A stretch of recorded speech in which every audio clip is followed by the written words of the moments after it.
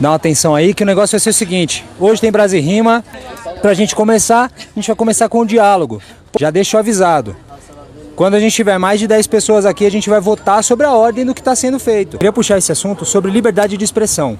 O que ela é? A gente ouve muito falar sobre essa palavra, liberdade de expressão, mas se a gente parar para entender, a liberdade de expressão não é lei, não é obrigatória. Ela é liberdade, certo? O que ela traz pra gente é a possibilidade da gente se expressar como a gente quiser, de acordo com os lugares e ambientes. A partir do momento que ultrapassa o limite de outras pessoas na sociedade, já não é mais liberdade. A gente está coagindo alguém. A gente está coagindo alguém ou algo, né, que está acontecendo, alguma situação. Minha liberdade de expressão não é tocar em alguém, porque agredir é contra a lei, não é dentro da lei. Mas tem coisas que estão dentro da lei, assim, que estão dentro da lei, que você não pode ter sua liberdade de expressão, porque você vai preso e só funciona como uma parte. Você tem a sua liberdade de expressão, mas você tem que saber onde pisa e o que fazer. Acho que o que diz o limite da nossa liberdade de expressão é o nosso próprio senso. Porém, eu vejo a liberdade de expressão igual à internet. É bom, mas muito faz mal, entendeu? Quando eu comecei a me envolver no Rap House, que eu ficava muito nessa ideia de que tem que todo mundo ter o direito de falar. Realmente, naquela época a gente tinha pouco direito de falar as coisas e tal. Mas hoje em dia eu acho que a gente está num ponto que não tem mais essência sobre o que as pessoas falam. Jogador Luigi, do Palmeiras, que sofreu um ato de racismo essa semana. E aí você vê sempre nos comentários, tem um pessoal falando, nossa, isso é mimimi, agora a pessoa não pode nem falar nada. Na minha época, não entende. E, enfim, aí é um ponto que é onde a liberdade, o que a pessoa alega e quer lutar por uma liberdade de expressão, na verdade a pessoa está tentando lutar por um espaço para que ela possa falar coisas que são crimes, sabe? Como racismo, homofobia, a lei anti-Oruan, né? Que é para que em movimentos culturais e artísticos não possa ser induzido crimes como falar mal da polícia, falar de drogas e coisas assim. Que é outra coisa que podem acabar debatendo muito a questão de liberdade de expressão em momentos de shows, até aqui na Batalha de Rima. Eu acho que é também uma coisa pra gente pensar quando a gente vai buscar pessoas para nos inspirar no quesito de liberdade de expressão ou coisas e afins. Você vai ter pessoas como ele tem te defendendo no momento que você for preso por sua liberdade de expressão? Eu acho que é um quesito pra gente se perguntar também até onde é conveniente falar durante as batalhas, falar durante os shows, porque quem vai defender a gente quando a gente estiver em uma situação precisando de ajuda legal, sabe?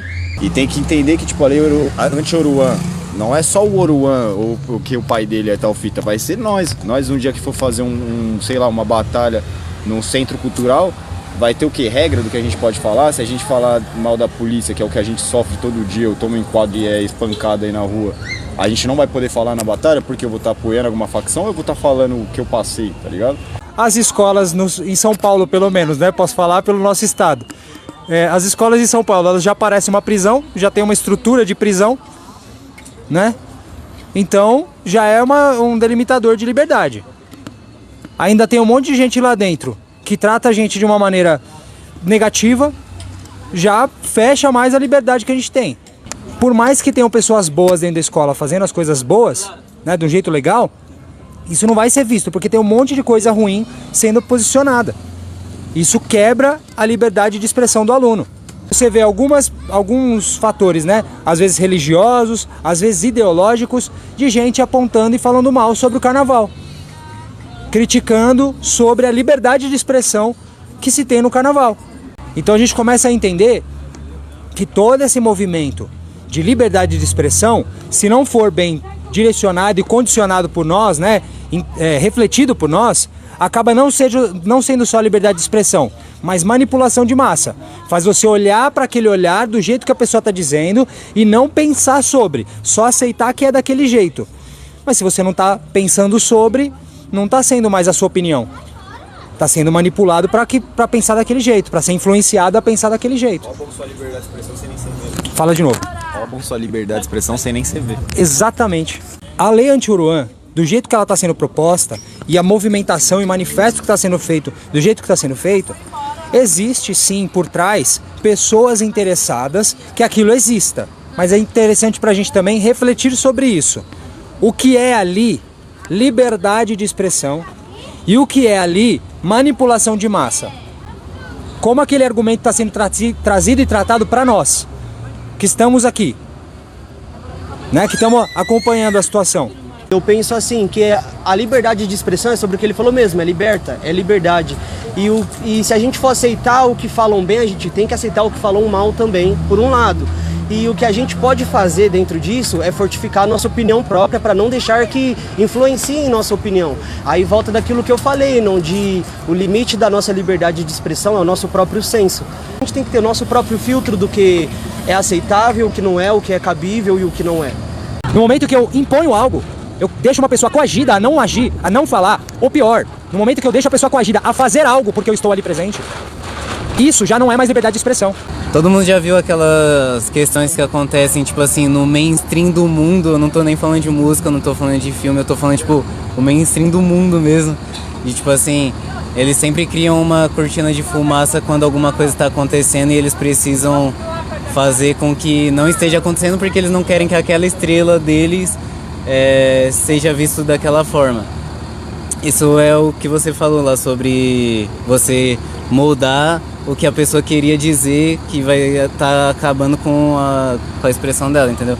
Porque a gente faz movimentos culturais, a gente faz discursos, a gente faz lives para tentar puxar a galera que não é pra gente. E meio que eles olharam isso e falaram, opa, vamos na sua ideia então? Então eles estão criando grupos, lives e discursos para trazerem pessoas que são daqui pro lado deles, entendeu? Então meio que se a gente for lutar para acabar com aquilo, eles têm a mesma arma para acabar com isso. Assim como a gente tem a arma para crescer, eles podem usar da mesma arma pra gente. Se a gente for analisar, até no contexto histórico mesmo, né, mais recente, quando começa a ter o uso da internet de maneira pessoal, para as pessoas usarem em casa ou no celular, né, quando começa a ter esse acesso à informação, ele era livre. Existem softwares que foram criados para serem livres, para você utilizar da forma que você quiser. Aí vieram grandes empresas e criaram os seus softwares e venderam a ideia, a opinião em todos os lugares de que não, esse software é melhor que aquele. E às vezes não é, ou igual ou pior que o software livre, entende? Por que foi feito isso? Porque abriu-se um espaço de liberdade de expressão, que é a liberdade de informação na internet, para você usar e divulgar informações. E nesse espaço, quem tem muito dinheiro, quem tem muito alcance, quer dominar esse espaço, quer se organizar esse espaço. Então cria propostas, cria limitações e tudo mais, para que a gente tenha acesso só ao que eles passarem pra gente.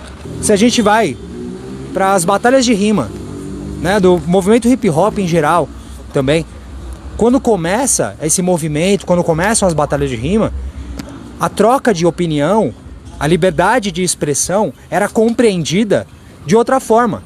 Por quê? Porque todo mundo estava na mesma situação ali. Então as pessoas se escutavam de outra maneira, elas se entendiam de outra maneira. No momento em que a gente vai para uma massificação, muita gente começa a conhecer batalha de rima, muita gente começa a frequentar, o negócio começa a ficar gigantesco, e empresas querem lucrar sobre isso. Não só empresas, eu estou dando como exemplo, mas pessoas em geral querem se utilizar do poder que aquilo ali tem de influência para manipular em massa, para manipular opiniões. Então começam a direcionar o que elas acreditam. Começam a direcionar o que elas pensam como a verdade absoluta. Lógico que elas não vão dizer é a verdade, é o fato absoluto. Elas vão dizer de outra maneira. Mas a proposta é essa, passar a informação para as pessoas para elas acreditarem no que eu estou dizendo do jeito que eu estou dizendo. E se um dia essa disputa acabar, exemplo, a gente acaba com a manipulação e tudo vira essa ideia unificada de que as batalhas de rima trazem. As batalhas de rima iam acabar, a cultura ia acabar, porque se a gente tá aí para protestar, se um dia a gente vencer e não ter motivo mais para protestar, a cultura acaba ou continua? É uma boa pergunta, uma boa reflexão, e eu acho que assim, eu vou trazer a minha opinião, mas eu acho que cada um que participa de batalhas de rima pode trazer a sua também. No meu ponto de vista, no momento em que todos compreenderem, numa batalha de rima, num movimento, né, de batalhas de rima, quando todos compreenderem que se a gente se juntar e fizer tudo, todos por igual, as coisas podem ser diferentes? Vão existir dificuldades, porque tem gente que tem mais e não vai querer dividir com quem tem menos. Tem gente que tem menos e vai estar louco para pegar o que o outro que tem mais tem, sem entender também o que é pegar isso. O que é, não é tomar, entende? É outra parada. Então vai ter uma dificuldade, mas na hora que todo mundo compreender o que é, que todos estiverem na mesma linha, o espaço de diversão dentro de uma batalha de rima vai ser maior do que o espaço de competição. Porque você não precisa competir nada com o outro. A troca já existe. Entende? Meu ponto de vista. Eu acredito nisso. No momento em que houver um entendimento melhor, não vai precisar mais de competição. A competição vai ser um subterfúgio, né? uma desculpa para encontrar as pessoas e fazer rima divertida. Curtir ali o momento. Eu acho, lógico, que isso pode ir além das batalhas de rima. Eu acredito, no meu ponto de vista, eu acredito que isso vai para a sociedade em geral. No momento em que a sociedade começa a compreender por que a gente compete, né? A influência, a manipulação de massa numa liberdade de expressão, no espaço de liberdade de expressão, pra gente ficar tentando ganhar mais espaço que o outro, ter mais espaço que o outro. Isso é direcionado pra gente desde pequeno. Pra gente, pros nossos pais, pros nossos avós. Então, no momento em que houver a compreensão de que não precisa disso pra gente conversar, pra gente chegar em consensos, para as coisas melhorarem pra todo mundo ao mesmo tempo, acaba a ideia de competição, começa a ideia de diversão, de filosofia, de reflexão, de modificação. Mas para isso demanda muita coisa, muita movimentação. Eu já penso que o ser humano ele sempre tenta transformar as situações sobre eles. Então, tipo, vai deixar de ser necessidade para começar a ser uma competição de ego. Então ainda a competição vai existir, tá ligado? De qualquer forma. Só vai mudar o foco. E muitas vezes o ego atrapalha muitas pessoas. Por exemplo, e a gente vê isso também em batalha de rima, quando os MCs estão querendo tipo, jogar o mais sujo possível só pra ganhar ali uma folhinha, tá ligado? E às vezes eles são amigos ali, estão no dia a dia, mas pelo ego dele, ele tem que ganhar dele. Não, eu vou jogar tudo que eu posso contra ele. E aí o ego atrapalha muito o ser humano. Como já foi dito até, inclusive reforçar, né? A Brasirima, por muitos anos aí, foi só uma batalha de rima que faz uma batalha diferente. Nós não somos só uma batalha de rima.